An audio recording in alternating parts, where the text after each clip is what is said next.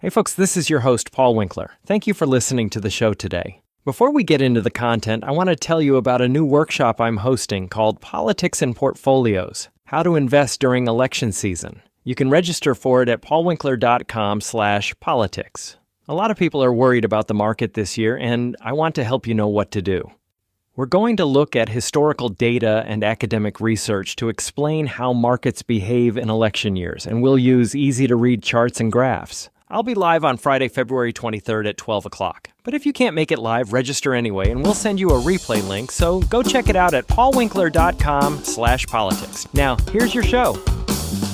Welcome to the Investor Coaching Show, a podcast to help you get an insider's view of the financial world and escape common investment traps. We look at the financial news of the day and help you make sense of it so you can relax about money. And here's your host, Paul Winkler. And welcome to the Investor Coaching Show. I am Paul Winkler. We talk money here with Evan Barnard and Ira Work, hanging out here with me on these beautiful weekend. It's a good day to be outside, not inside. Absolutely. It's a good day to be anywhere. Let's just face it. It is a good day to be anywhere. You know, I wasn't going to start here, but I'm going to start here just because I'm feeling philosophical, just for a quick second anyway. Before we get into the investment stuff of the day, there's a lot of that to go around. I did a workshop this week. It was politics and investing. I don't know. We may talk a little bit about that. Who knows? We may get into a little bit of the content of that particular workshop. But I had, you guys know my hobby is music, of course, right? And I love playing and doing all of that kind of stuff. And I used to, when I was younger, I'd go to a lot of these little clinics that they would have. And they would have, people that were well-known, some people not as well-known, some people are just educators teaching these clinics. Well, there was a guy that actually passed away that was one of the teachers of these clinics. And basically, what happened was that Don Famularo was a teacher that, he was always full of energy, like a super, super positive attitude, get up there. And he was really always excited about stuff. And he would talk about things. And he was a very talented guy. But what was really, really interesting is he actually went out, he had cancer. Mm-hmm. And then, thinking everything's better, goes back and he comes back out to this clinic that they're teaching at this big drum thing that they had. And, then they're thinking, hey, Dom 2.0's here.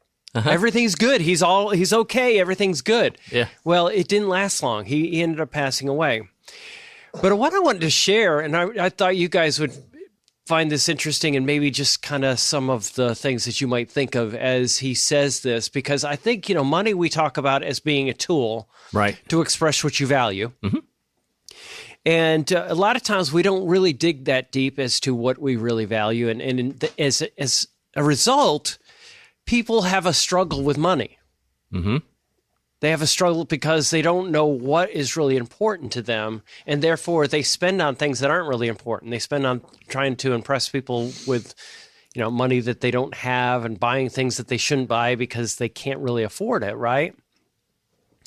He writes this down. He says, well, I've entered the last stage of this life, and I wanted to share some thoughts. The end only comes when we fulfill our purpose. I have completed my essence to matter. I am so grateful for the people who I met. I traveled much of my life using my passion for music and life as my partner. I was once a strong force, but now I'm a quiet, subtle breeze. I'm contemplating the nature of mortality. It is complicated and clear, difficult and easy. He's just kind of both sides, and you see life as that way. You have good, you have bad, and there's, you have both sides, and we're always trying to negotiate those. He says, I'm ready and unprepared. I am at peace and agitated. The contrast of emotions and intellect lead me to spirituality, not religion. A lot of times people do look at the difference between them. There can be a big difference Right, where, yeah. because a lot of times people, I think, run from, their belief system from Christianity because maybe, legalism is pushed down their throats and then they're, it can be stifling. So I think that's probably where he's going right there. That quite often is the case. Yeah. For me, it is my purpose. I hope I've made a small difference. I hope my touch empowers someone to continue in their purpose. Playing and teaching music, I will miss. It has defined me and gave me purpose. Every student inspired me. Every performance gave me reward. I thank you all for being in my life during my stay here. The laughter, the food, the music, the family picnics, the holiday parties, all added to great love. The love, what I am thankful for. The love is what I am thankful for. I hope I made somewhat of a difference and added happiness to the world. If our paths crossed, this is where I think it really gets good. If our paths crossed, I was blessed. I hope you all live long and prosper, to love and feel joy every day. Thank you from the deepest part of my soul. My gratitude is overwhelming and humbling. We are all blessed. Feel it. We are all blessed. Feel it. And I think that is so important because, if you look at the difference between people that are happy, well-adjusted, not dealing with anxiety quite often, the idea behind anxiety is that fear of what's coming. Do I look forward to what's coming or do I dread it? Do I worry about what might come and that I might not be able to handle it, that it's not going to be good? Or do I look back in gratitude for everything that I've gotten, what I do have? Mm-hmm. And that's what he's basically saying. We're all blessed. Feel it. With deep gratitude, optimism flourishes. And that's really kind of, that's what it is. It's so much about having gratitude for people around us, for people, the relationships that we have, the things that we have, even the doors that closed. Some of the unanswered prayers sometimes. I think of Garth Brooks with, thank God for unanswered prayers, right? And it is our compassion that empowers us. I ask of you all to be kinder, more accepting, open-hearted, open-minded, and enjoy each other in every soul you encounter. Use social media to lift people, not suppress them, which I think is huge. We're all equal creatures in the universe. I believe in each of you to empower and inspire people. I know you can do this. Please prove me right. I was able to develop a career from just a vision. I know you can do something to build on this. I dare you to do better. I love that. I dare you to do better. How often do we spend our lives trying to knock other people down? I was always telling my kids, 2 ways to have the biggest house in town. One is build it, and the other is to knock other people's houses down. And I think it is so cool that he's saying, I dare you to do better. I know you can. Good luck. Understand your beam of light will turn into a full colorful rainbow shine away. I hope I earned my stay on earth. I hope to meet you again on the other side, onward and upward with love. Thanks for putting up with me. Dom 3.0. Upgrade complete. I'm overjoyed. That's cool. Yeah. Yeah, just, it's your final words. And what do you say to the world? And it reminded me so much. We have a thing that we do in our estate planning workshops, that booklet we give out, where you sit down and you write down, and sometimes they're called ethical wills. You've heard that term used before. Yeah. And you're writing down what you're about. And I think that is so much, as I get older, that just resonates with me even more, Well, I think it's instructive as well that, you think about different people's final words. Mm-hmm. Those words are not filled with bitterness. They're not filled with malice. It's reflective of a life well lived, I think. Yeah. And even his final words, I think, expressed actually how he did live his life. And I don't even know this gentleman. Yeah. I don't go to music clinics very often. Intensely positive. Yeah, he's an intensely positive guy. He really was. And I think that's just a natural expression of the other 60 years or however long it was that he lived. Yeah. I think about Eric Erickson, talking about the last stage, the eighth stage of development is integrity versus despair. Yeah. And, integrity being that I did what I came here to do, kind of thing. So, well, and starting with that, and you said we'd get to the investing after that, right? Yeah.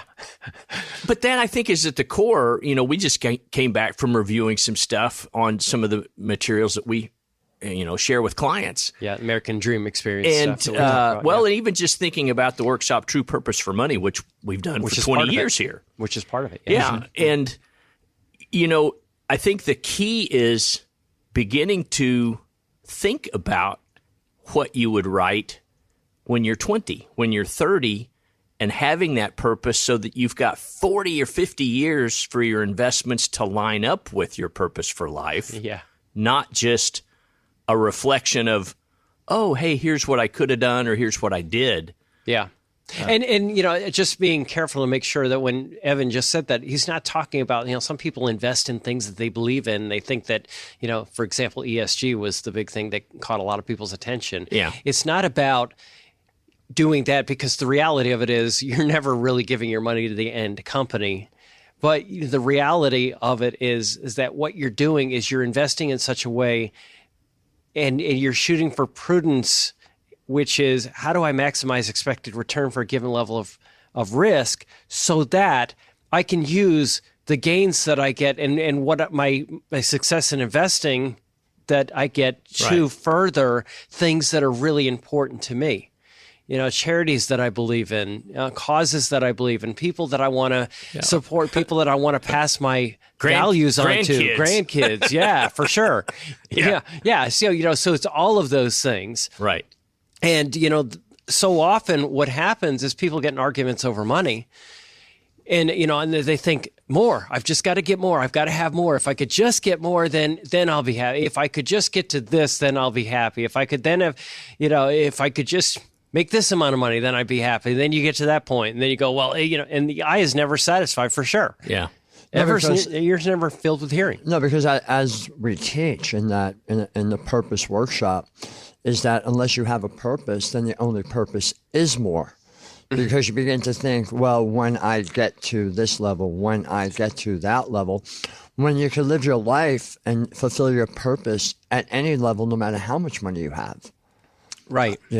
And as I was listening to you read through that, it just made me reflect on all the things that we actually teach in that American Dream workshop, and how it helps people get out of themselves or look into themselves. Yeah. And what I think is really cool about the workshop is that it helps unveil the blind spots for people and the results that we get from it, compliments that we hear from it, not, about complimenting us, but how much they got out of it. And I know that's what I live for, for investors to understand it and get it. It's not about the money. Yeah. The money will come, but it's about what can you do. Well, see, and life is not a competition to see who has more. Right. That's so often what we do is we go back to high school. You go back to a high school reunion and see who is the most successful. And that's the fallacy of it. When people get toward the end of the high school, you vote on who is most likely to be successful, and you go, wait, how do we measure this thing called success? Or you finally get really successful, and then your reunion is during COVID, and they cancel it. Well, here, or you yourself are playing somebody else's reunion, and you can't go to your own. That's what happened to me. There you go. So I was dating a woman who, we were talking about her two siblings, a brother and a sister, and she was the most successful of the three of them as far as business goes. And I had made the comment, I was like, so basically you're like the most successful. And she was single, and her response was, well, they have much better relationships than I have. Isn't that interesting? Yeah, so what are you measuring with? Right. I mean, so here it was, this very successful businesswoman was looking at her siblings who had a very successful marriage and children, and her other brother who was in a wonderful relationship. And she's looking at herself and thinking, well, I'm not really successful. They have great relationships. And there's a practicality side of this thing that I want to share. So a lot of times what I like to do with people is I'll draw like bar graphs. You got a bar graph and you might have 8, 10 bars in the graph. And at the very bottom of it, what I'll do is I'll leave space. I'll leave like 10 spaces going from left to right. And I'll go, okay, so I want you to tell me what are the things that make your life work. I'll ask somebody that. Mm-hmm. And then they'll say, well, like what? And I'll say, well, and I was talking to a friend of mine this week, a professor. Matter of fact, I'm going to bring him on this show. I am going to bring him on here because he is so much fun to talk to. He's a doc of psychology, and he and I get in a great conversation because he's got a financial background, which makes him super interesting. He was a CPA. But we were just talking about this, and he said, list things. Now, he uses 20 things. Mm-hmm. I shouldn't even spoil what he does, but I'm going to spoil it just you trust me. I'll give you a little bit, but it'll be just a tiny fraction of what he and I talked about for 2.5 hours. But it was like 20 things that make your life, most important things. Mm-hmm. And it might be your wife, let's say if you're married, and you have 3 kids. So it'd be wife, 2, 3, 4, you got the 3 kids, let's say, and then you've got maybe your work, maybe it's going to be, your spirituality is going to be another thing. Maybe it's you have a hobby that you really like or a collection of something that you really like. Yeah. And he gets up to 20. Then he wants you to take those 20, then break it down and say, okay, you got to give up 10 of those. Which 10 of them do you give up? And then what you got to do is take that 10 and then you go, okay, you got to give up 5 of those. What 5 are you going to give up of all that? And he gets it down. And I said, I said, Doc, that is so close to something that I like to do. Because I'll take, what are the things that make your life work? Mm-hmm. Okay, so spirituality might be one. Health might be another portion. Yeah. Maybe diet and exercise, we'll put them together possibly. We'll throw in your career, we'll throw in finances because they'd be 2 separate things. Yeah. Because some people don't have huge careers with, tons of money coming in, but they do have things that they love doing that do pay money. And then you've got, relationship with kids. Friendships might be another thing. Hobbies might be another thing that I throw in that list of things. Maybe it's education is a possibility. They're just what makes your life work, everything that makes it work. Mm-hmm. And then what I want you to do is I want you to rate it on a scale of 1 to 10, how you're doing. Right. How you doing with your relationships? Oh gosh, I don't have any friends outside of my family. So, that's a 3.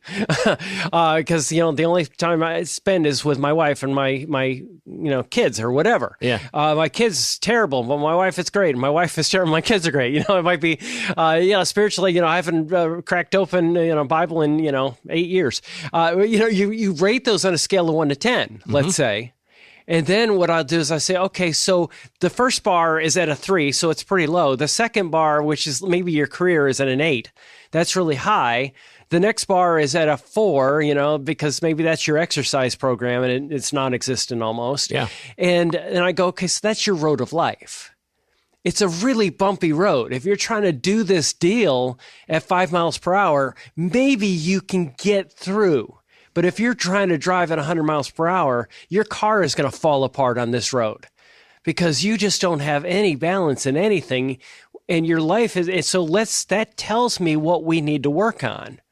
Whatever's down there, I go, okay, is this important to you? Yeah, it's important. Yeah, because you said it was something that makes your life work. It should be important to you. So let's look at those things. But it gives some people a roadmap of where to start. And then, I can look at that and say, well, maybe I don't need to be focused so much on this one thing over here, but maybe some of my finances can be redirected to working on this thing over here. Mm-hmm. But, he and I were just talking about, where we spend our time. And this really gets down to, Charles, who's going to be on the show next week. And he and I talking a little bit about really taking inventory of where we spend our time. Mm-hmm.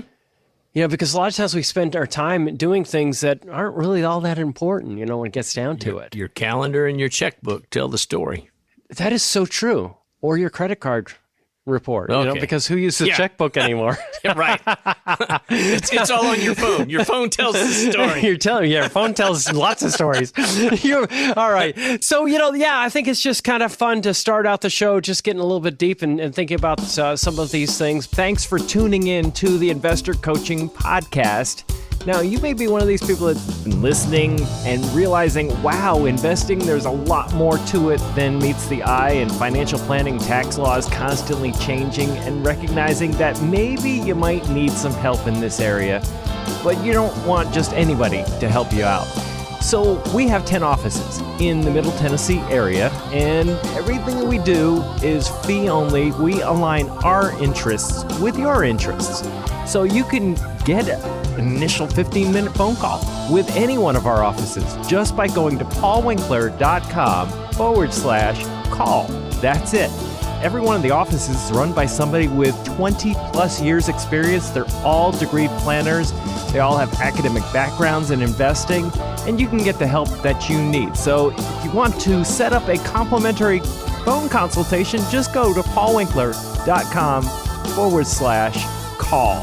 And we look forward to seeing you soon. All right, we're back here on the Investor Coaching Show. Paul Winkler, Evan Barnard, and Ira Work, talking money and investing. Okay, Evan, you got something that's you want to take a drink of water, don't you? No, go ahead. You just want to take a drink.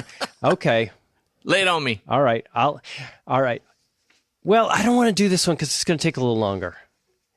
I was going to jump into something, but it's going to take a little bit long. I'll do it anyway. All right. I'll do it anyway. Okay. So we did a workshop, and it was about politics and investing.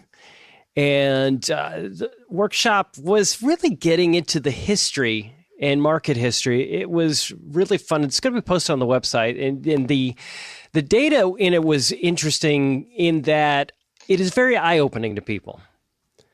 One of the things that I got in a conversation with Chris Hand about, and then also Matt Murphy and I got into this conversation as well a little bit later, was how most people think, if the party that I don't like gets into office, this could be really very bad for the stock market. And quite often, right now we have a Democrat in the presidency. We have the Senate controlled by Democrats, House slight majority for Republicans. So you'll have a lot of anxiety and, a lot of concern about what might be coming up in the future, where that might lead. But the point that I made to both those guys, I says, it's really interesting when you look at the data regarding large companies, small companies, large value, small value, international and international small. And I also look at bond markets. And I went back to the 1920s for U.S. markets. I went back to the 1970s, early 1970s for international markets. And the point that I made was you'd be surprised how much greater the returns were, which is not what either of these guys would have expected, right? Chris or Matt. Yeah. How much greater the returns were under Democrats. Oh, yeah. For large, Right. small, large value, and small value.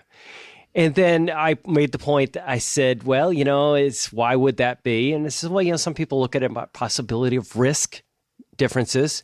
If you're more concerned about more regulation coming along, you might be needing a greater rate of return to put up with that risk that there might be more regulation or higher tax rates. Yeah.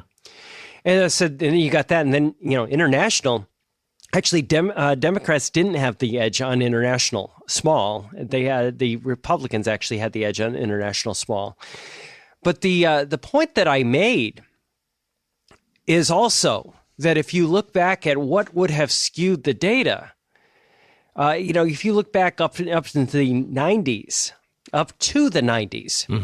the greatest economic growth that we had, significant economic growth, came from improvement in our educational systems. It actually improved productivity pretty significantly up until the 1990s. So if you look at that, but then what really skewed things in favor of Democrats in the 1990s was the advent of the personal computer. Right. And I walked through the level of growth, which was, annualized growth rate of the economy and productivity was staggering. Yeah. It was staggering during the 1990s.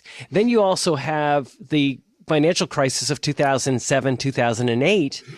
And it was really who was the benefactor of the recovery of that would be Obama, because he happened to be in office when the recovery from all of that came about. So literally it was a situation where, and people have actually asked questions of us recently here in this office, I'm literally really worried about this and worried about the banking system. And one of the things that we do is we have a balancing act around here. Some people are so bullish on the stock market and diversification because of what we teach that they start to worry about everything else in the banking system. And the point that I made was that, our government has made it pretty clear in the past, 2008, 2007, 2008, that there is a desire to make sure that the banking system stays whole. Right. Because when property values dropped significantly and they had very, very low values on the books, what they did is they basically said, hey, we're going to make you whole. Don't worry about it. Don't run out of banks. We'll print money if we have to make sure that you're whole. That's Tim Geithner, saying we'll print it if we have to. And then, of course, you had the mark-to-market issue where they were buying the property, TARP, Troubled Asset Relief Program, where they bought the property at a fraction of what it was. It was mark-to-market. In other words, the value was very low compared to what the banks had lent on. And, so they lent on this huge number up here, and then the property dropped in value. Exactly right, Ira. They went and they said, tell you what, we'll give you what you lent the money on. The government will give you that money. We'll lend you that money.